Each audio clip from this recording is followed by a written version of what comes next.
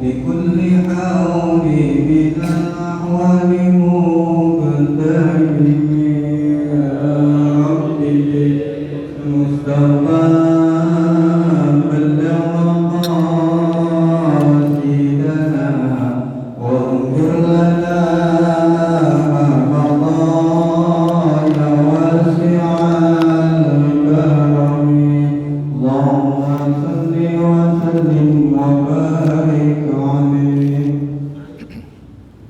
Assalamualaikum warahmatullahi wabarakatuh. Alhamdulillahi rabbil alamin. Wabihi nasta'in ala umuri dunya waddin. Wassalatu wassalamu ala ashrafil khalqi wal anbiya'i wal mursalin Sayyidina wa maulana Muhammadin wa ala alihi wa ashabihi ajma'in, amma ba'd. Hadirin jamaah Majlis Ta'lim Masjid Al-Inayah yang saya muliakan, khususnya pimpinan Al-Mukarram Bapak Haji Abdurrahman beserta para pengurus, mohon maaf tidak disebutkan namanya, namun tidak mengurangi rasa hormat kami kepada para pengurus, juga para hujjaj, para tokoh masyarakat dan remaja sekalian. Syukur alhamdulillah pada malam hari ini, walaupun tadi jalannya macet banget, ya, bukan macet doang, banget bener-bener dah, ya, alhamdulillah masih bisa sampai, ya. Ya, mudah-mudahan pertemuan kita malam hari ini dan juga pertemuan yang telah lalu, mudah-mudahan Allah berikan balasan dan imbalan pahala yang sebesar-besarnya. Semoga Allah ampuni kekurangan, kesalahan dan dosa-dosa kita, dan semoga terus Allah bimbing kita ke jalan yang lurus, jalan yang diredhoinya. Amin ya rabbal alamin. Hadirin, malam hari ini giliran kita memahami firman-firman Allah di dalam suratul Baqarah, ya, ayat 88. Ini ayat 88 menjelaskan tentang bagaimana perilaku orang Yahudi ketika Nabi berada di kota Madinah. Memang Nabi sangat menginginkan orang-orang Yahudi di Madinah masuk Islam. Alasannya mereka kan paling banyak tahu tentang Nabi. Dari mana mereka banyak tahu? Dari kitab Taurat. Ya, jadi kitab Taurat itu menerangkan nanti akan datang seorang Nabi, namanya ada semua, ciri-cirinya ada semua. Ya, jadi Nabi sangat mengharapkan dari orang Yahudi Bani Israel masuk Islam, tapi kenyataannya sangat berbeda. Mereka menentang, mereka menolak Nabi Muhammad sebagai Rasul. Sampai-sampai ini mereka mengatakan, hati kami hai Muhammad telah tertutup bagi engkau. Aneh itu omongan, untuk menunjukkan gak bakalan dah mau masuk Islam, begitu.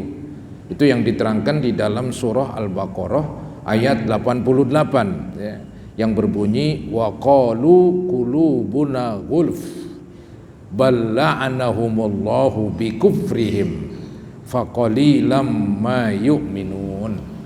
Artinya, dan mereka berkata, mereka ini orang Yahudi, ya, ketika Nabi berdakwah mengajak mereka masuk Islam, apa kata mereka? Hati kami tertutup.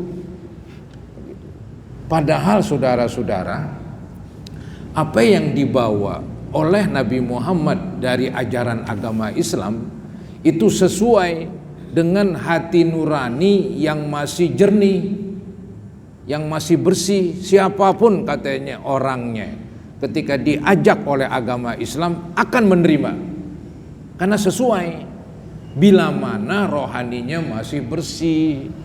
Adapun orang Yahudi sudah kotor, ada kedengkian, ada permusuhan, ada kesombongan.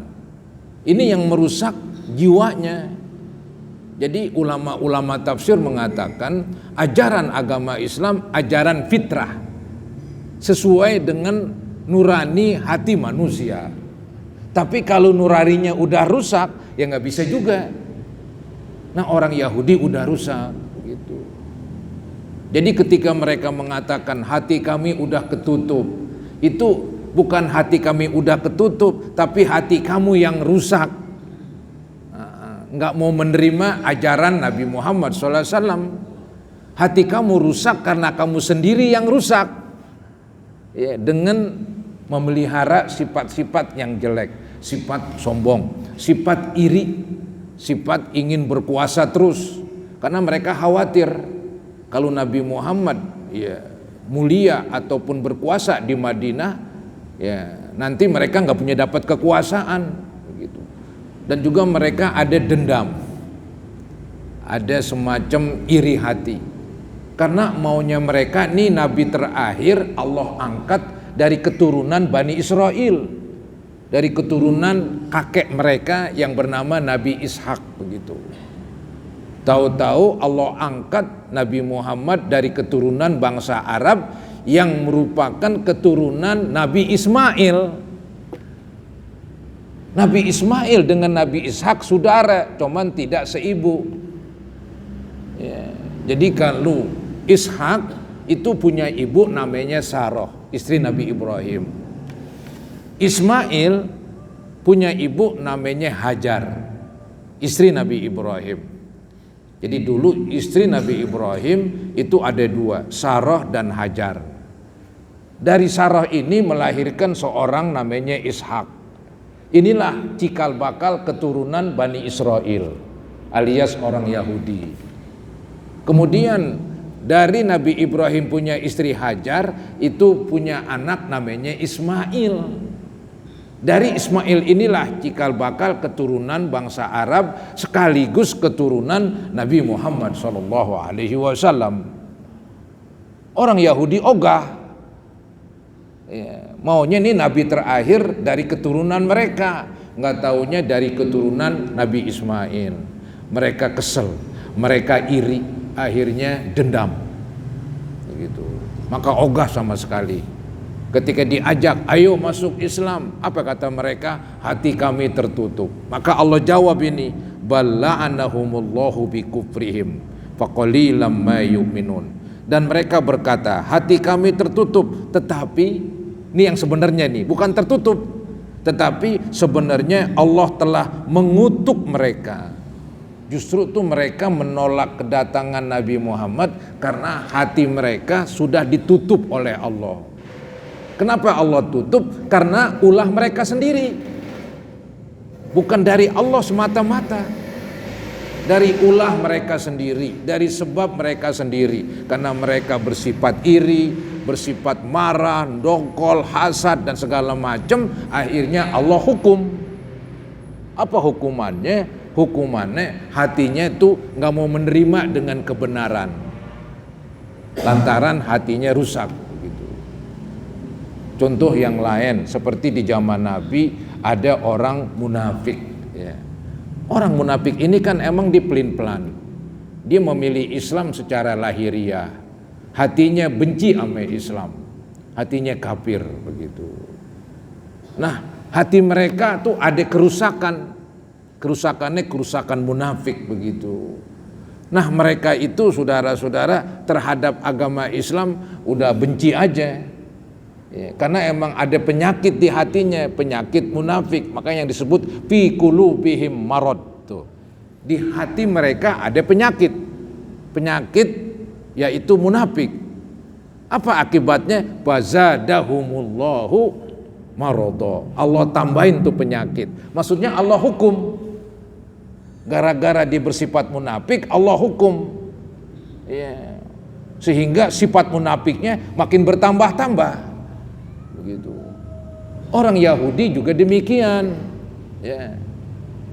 Jadi orang Yahudi ini dia iri hati, dia kesel, dia sombong, ya, dia itu tomak dengan kekuasaan. Maka diogah ngikutin agama Nabi Muhammad. Nah, kemudian itu Nabi Muhammad mengajak mereka padahal sesuai dengan fitrah. Jadi yang rusak hati mereka sendiri karena fitrahnya udah kotor. Siapa yang mengotori? Diri mereka sendiri. Akhirnya Allah hukum sehingga makin kotor tuh hatinya. Ini yang disebut balla'anahumullahu bikufrihim. Tetapi sebenarnya Allah telah mengutuk mereka. Kenapa Allah kutuk? Karena mereka memilih hati yang kotor itu. Jadi Allah nggak sembarangan mengutuk, ya, lantaran mereka sendiri, ulah mereka sendiri, ya. Mereka menyimpan di hatinya sifat dongkol, mereka menyimpan di hatinya sifat marah kepada Nabi Muhammad, ya. Mereka menyimpan di hatinya sifat iri, sifat hasad. Sifat-sifat ini bersemi, ngumpul di hatinya. Allah hukum, Allah tambahin lagi. Jadi gara-garanya dari mereka sendiri. Kemudian Allah tambahin sebagai hukuman. Maka di dalam Al-Quran kan begitu, Allah menyesatkan. Bukan sekonyong-konyong Allah menyesatkan. Yudillu bihi may yasha, begitu. Allah menyesatkan dengannya siapa yang ia kehendaki. Bukan sekonyong-konyong orang mau bener Allah sesatin, nggak bisa begitu, nggak bisa. Jadi mereka sendiri mau nakal, sesat, nggak mau nerima, akhirnya Allah tambahin sebagai hukuman. Begitu. Maka dari itu kita ya harus berusaha membersihkan diri kita. Kalau kita nggak bersihin hati kita, nanti Allah hukum kita. Makin kotor tuh hati, ya, makin kotor itu hati. Ini dia, ya, orang-orang Yahudi. Tetapi sebenarnya Allah telah mengutuk mereka. Tuh diterangkan di sini. Kenapa Allah mengutuk mereka ini nih? Karena itu tuh, gara-gara mereka sendiri. Karena keingkaran mereka. Karena mereka ingkar dengan Nabi Muhammad. Akhirnya dihukum. Hukumannya berbentuk kutukan, ya. Sehingga hasilnya bagaimana? Hasilnya maka sedikit sekali mereka yang beriman. Sedikit yang beriman dari orang Yahudi. Itu yang beriman, yang hatinya masih bersih, yang hatinya tetap dipelihara, mau menerima kebaikan. Kalau yang lain bawaannya udah kesel aja sama Nabi Muhammad, udah benci aja sama Nabi Muhammad, udah benci aja sama Al-Quran, gak mau mempelajari, enggak. Bawaannya ogah aja, begitu. Itu kebanyakan orang Yahudi, ya. Jadi Allah kutuk mereka, bukan Allah sewenang-wenang. Allah mengutuk mereka karena mereka sendiri ingkar, ogah beriman, dihukum, begitu. Ya. Ini banyak dalam Al-Quran tuh kalimat-kalimat begitu. Jadi sebetulnya Allah menyesatkan, bukan sekonyong-konyong Allah sesatkan mereka, karena mereka memilih kesesatan. Ketika mereka memilih kesesatan, Allah tambahin tuh penyakit di hatinya. Ya makin sesat, makin jauh, kan begitu. Ya, itu yang perlu dipahamin di dalam memahami Al-Quran. Baik, ayat 89. Walamma ja'ahum kitabum min indillahi musaddiqul lima ma'ahum wa kanu min qablu yastabtihuna 'alal ladzina kafaru falamma ja'ahum ma 'arafu kafaru bih fala'natullahi 'alal kafirin. Walamma ja'ahum kitabum min indillah, dan setelah datang kepada mereka Al-Quran dari Allah. Jadi Nabi kan ke Madinah, Nabi kan lu kan di Mekah, pindah ke Madinah.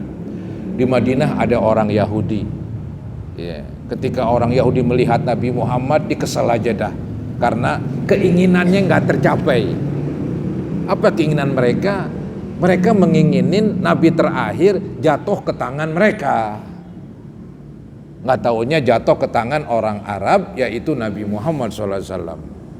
Jadi bawaannya benci aja, bawaannya kesel aja, begitu. Kan Nabi Muhammad kan bawa Al-Quran, Al-Quran ditolak, begitu. Nih. Dan setelah datang kepada mereka Al-Quran dari Allah, apa yang terjadi? Ya, ini Al-Quran katanya yang membenarkan apa yang ada pada mereka. Jadi Al-Quran ini, saudara, mengiyakan, membenarkan. Kata Al-Quran, benar dulu ada kitab yang Allah turunkan kepada Nabi Musa, namanya Taurat. Al-Quran gak menolak, karena emang satu sumber.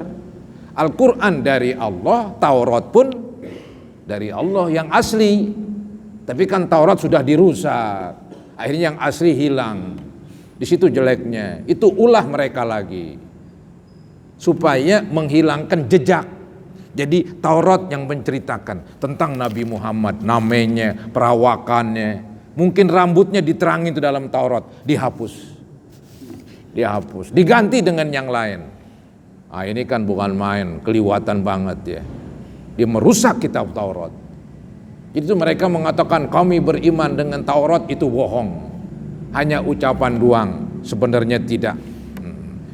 Dan setelah datang kepada mereka Al-Quran dari Allah yang membenarkan apa yang ada pada mereka, apa yang terjadi? Yang terjadi mereka menolak, begitu jawabannya. Mereka menolak Al-Quran, padahal Al-Quran sesuai dengan Taurat, khususnya masalah yang pokok-pokok. Taurat menerangkan tentang tauhid, sama tuh Al-Quran menerangkan tauhid, nggak beda. Paling yang beda ya syariat lah. Bahkan syariat yang gede-gede sama. Taurat menerangkan sholat, Al-Quran menerangkan sholat.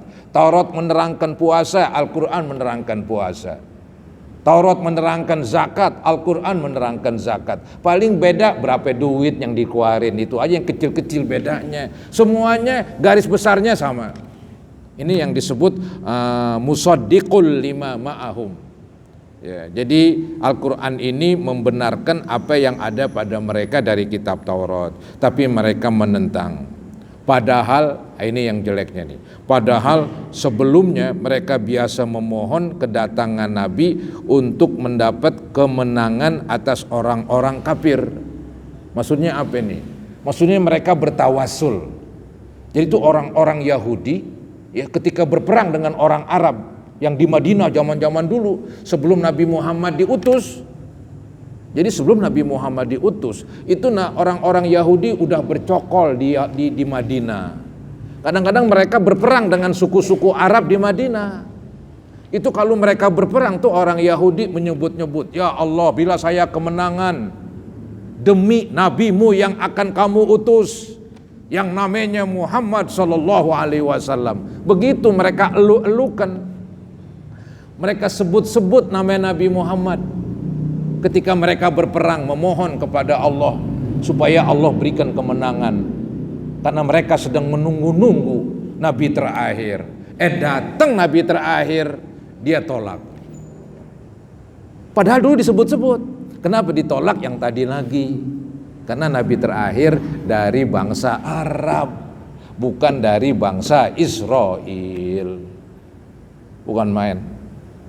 Kayaknya mengesalkan dengerin orang-orang Yahudi, saudara-saudara. Tapi begitulah watak mereka. Ya. Jadi padahal sebelumnya mereka biasa memohon kedatangan Nabi. Ya, ketika berperang melawan orang kafir disebut-sebut, begitu. Jadi dikatakan di sini padahal sebelumnya mereka biasa memohon, ya, memohon untuk mendapat kemenangan. Ya, cuman menyebut-nyebut nama Nabi Muhammad. Ya, memohon kemenangan atas orang-orang kafir. Jadi ini orang Yahudi ketika perang berdoa dia, ya Allah, bila saya kemenangan demi nabimu yang terakhir yang kami tunggu, yang namanya Muhammad sallallahu alaihi wasallam. Disebut-sebut. Datang itu Nabi Muhammad, ditolak. Ya. Maka nih, setelah datang kepada mereka, falamma ja'ahum ma'arafu kafaru bih tuh. Maka setelah datang kepada mereka apa yang telah mereka ketahui, itu Nabi Muhammad mereka udah tahu bakalan datang nanti sesuai dengan kitab Taurat, begitu. Apa yang terjadi setelah datang tuh Nabi Muhammad? Mereka lalu ingkar, kafaru bih. Mereka lalu ingkar kepadanya, kepada Nabi Muhammad. Apa akibatnya? Allah hukum. Maka laknat Allah lah atas orang-orang yang ingkar itu. Akhirnya Allah kutuk tuh orang Yahudi, makin jauh dari Allah, dikutuk, dihukum. Ya, dulu eluk-elukan, dulu sebut-sebut dalam doa, sekarang udah ada di depan kamu jedog, ditolak, dibilang kamu hai Muhammad bukan nabi, nggak sesuai dengan kitab Taurat. Allah udah dihapus, mana mau sesuai? Bukan main orang-orang Yahudi di kota Madinah, ya. Keras kepala, wangkeng, sulit dieluk, diajak masuk Islam susah banget, Gitu. Padahal diajak kebenaran. Satu ayat lagi. Ayat 90 berbunyi bi'sa mashtarau bihi anfusahum ayyakfuru bima anzalallahu bagian ayyunazzilallahu min fadlihi ala may yasha'u min ibadihi faba'u bi ghadabin ala ghadab walil kafirina adzabum muhin. Alangkah buruknya perbuatan mereka. Ini orang Yahudi. Tadi kan udah disebut Allah kutuk mereka gara-gara mereka memilih kekafiran, nggak mau masuk agama Islam. Padahal Nabi Muhammad udah disebut-sebut dulu. Nah ini Allah sebutkan ini alangkah buruknya perbuatan mereka. Mana bukti buruknya ini perbuatan mereka yang menjual dirinya sendiri dengan kekafiran. Kudunya nih kita menjual diri kita kepada Allah, kepada agama Islam. Nanti Allah bayar dengan sorga. Ini orang Islam begitu. Orang Islam menjual dirinya kepada Allah. Nanti Allah bayar dengan sorga. Kata Allah sembayang, nggih sembayang. Kata Allah bulan Ramadan lu pada puasa, nggih puasa. Kita patuh kepada Allah. Kita menjual diri kita kepada Allah. Itu yang keren. Tapi kalau Yahudi menjual dirinya kepada setan. Kepada setan begitu. Ya. Dengan mengambil kekafiran. Maka nanti bayarannya neraka. Gitu. Nih, alangkah buruknya perbuatan mereka yang menjual dirinya sendiri dengan kekafiran kepada apa yang telah diturunkan Allah. Jadi mereka kafir terhadap yang Allah turunkan, yaitu yang Allah utus Nabi Muhammad, yang Allah turunkan kitab Al-Quran. Mereka kafir. Mereka lebih baik memilih kafir daripada memilih masuk agama Islam. Maka buruk sekali ya, mereka itu menjual dirinya kepada kekafiran. Nah ini gara-gara apa nih? Tadi saya sudah terangkan itu. Karena dengki tuh. Sebetulnya nih bagi yang bainahum saya artiin sebagaimana dalam tafsir Jalalain diartiin hasad. Apa hasad? Iri. Ya. Jadi orang-orang Yahudi menolak Nabi Muhammad karena iri. Mereka ingin tadi tuh supaya Nabi terakhir jatuh ke tangan orang mereka, ke tangan orang Yahudi. Tahu-tahu Allah angkat dari orang Arab. Kesel, iri terus dia ya, iri hati, nanti menimbulkan dengki, kedongkolan, maka dia berusaha untuk membunuh Nabi Muhammad. Kan begitu, kalau kita ini maaf iri sama orang, kita tuh di samping kita sumpahin, kadang-kadang kita berusaha untuk menghancurkan dia. Ini nggak boleh, hukum iri yang dalam bahasa Arab disebut hasad. Min syarri hasidin iza hasad. Itu kan Nabi Muhammad pernah diguna-guna, pernah ditelu, disantet, maka turun tuh ayat qul a'udzu birabbil falaq, qul a'udzu birabbin nas. Di situ ada min syarri hasidin, saya berlindung kepada Allah dari kejahatan orang yang hasad ketika hasad, orang yang iri hati ketika melaksanakan iri hatinya. Kalau orang iri hati apapun juga dikerjain biar musuhnya hancur, maka tuh sifat iri hati jelek, kita nggak boleh milikin itu. Kalau ada kita pendem, diredam, marahin diri kita, lu ngapain iri, begitu kudunya. Omelin diri kita kalau ada iri, karena tuh sifatnya tuh sifat iri serem. Seremnya bagaimana? Menghancurkan semua kebaikan. Ada hadis yang berbunyi iyyakum wal hasad fa innal hasad ya'kulul hasanat kama ta'kulun narul hatab atau kama qala Rasulullah sallallahu alaihi wasallam.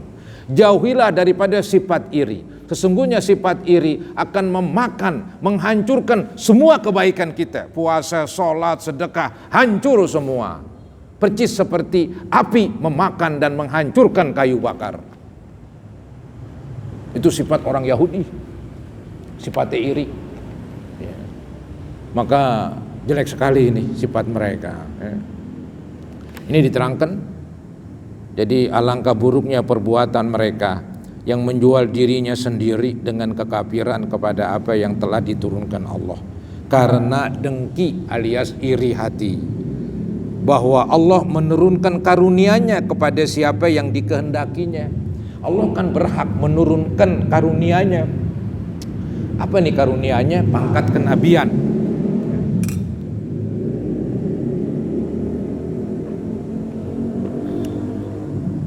Allah berhak memberikan karunia-Nya kepada siapa aja. Di antara karunia Allah yang hebat, pangkat jadi nabi. Allah berhak mengangkat siapa ke jadi nabi.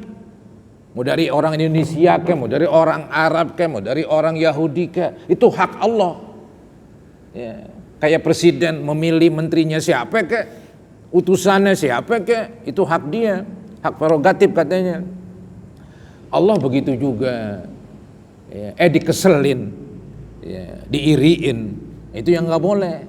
Seseorang Allah berikan karunia kekayaan, kita nggak boleh iri hati dengan dia. Dikaya banget tuh, brengsek banget dah, nggak mau kebakaran, nggak mau mampus, wah bahaya ngomong begitu. Itu iri hati, jelek. Nggak boleh, biarin dikaya.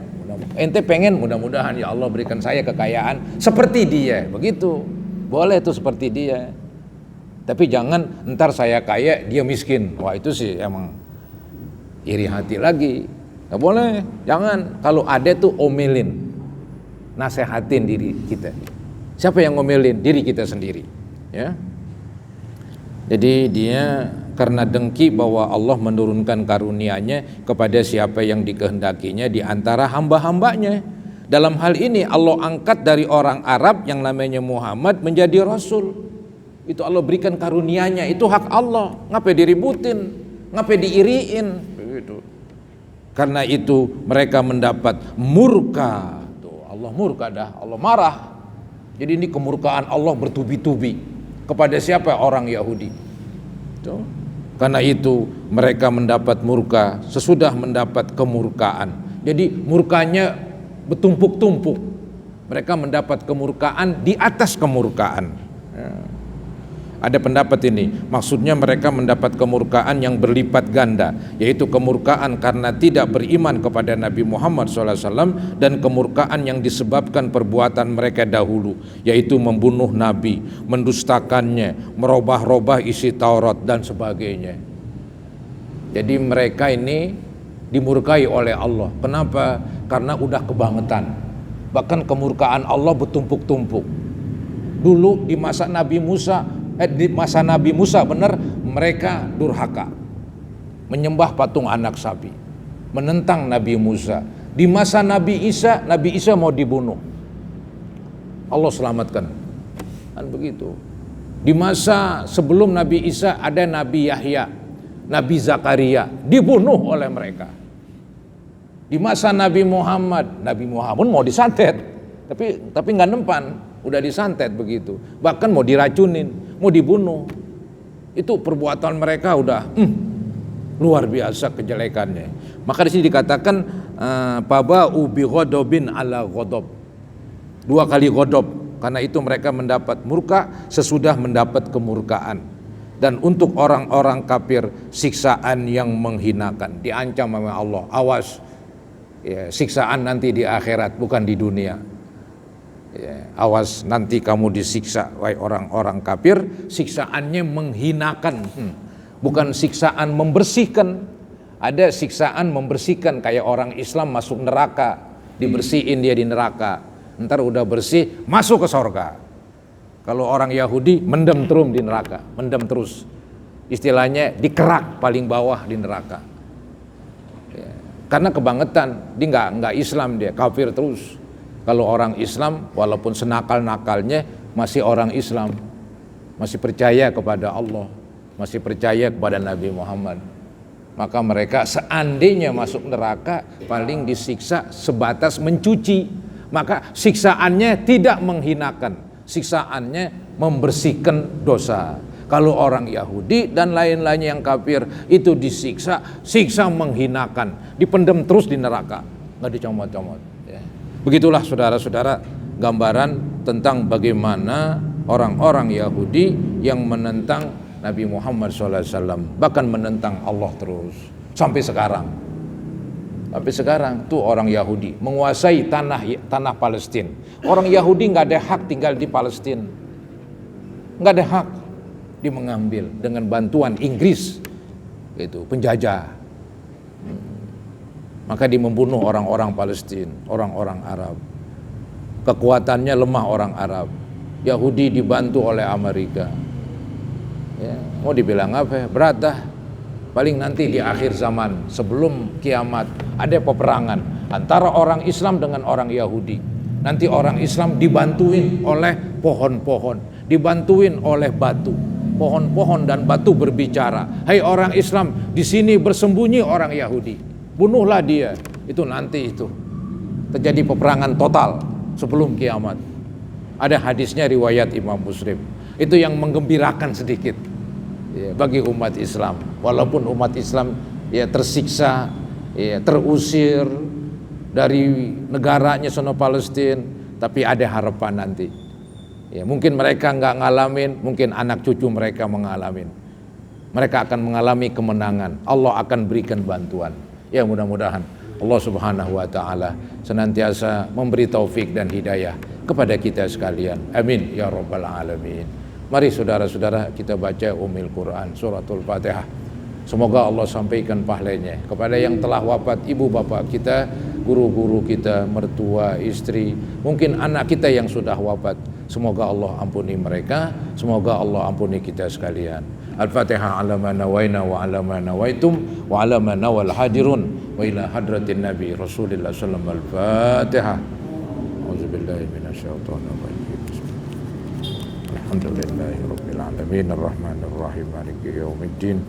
Iyyaka na'budu wa iyyaka nasta'in. Ihdinas siratal mustaqim. Siratal ladzina an'amta 'alaihim ghairil maghdubi 'alaihim waladdallin. Astaghfirullahaladzim, astaghfirullahaladzim, astaghfirullahaladzim. Allahumma salli ala sayyidina Muhammad wa ala ali sayyidina Muhammad wa sallim tasliman katsira walhamdulillahi rabbil alamin. Allahumma anfa'na bima 'allamtana wa 'allimna ma yanfa'una wa zidna ilman nafi'a. Allahumma ighfir lil muslimina wal muslimat wal mu'minina wal mu'minat al ahya'i minhum wal amwat. Allahumma inna nas'aluka husnal khatimah wa nasta'izu bika min su'il khatimah. Rabbana taqabbal minna innaka antas samiul alim wa tub alaina innaka antat tawwabur rahim. Rabbana atina fid dunya hasanah wa fil akhirati hasanah wa qina azabannar. Wa sallallahu ala sayyidina Muhammadin wa ala alihi wa sahbihi wa sallam. Alhamdulillahi rabbil alamin.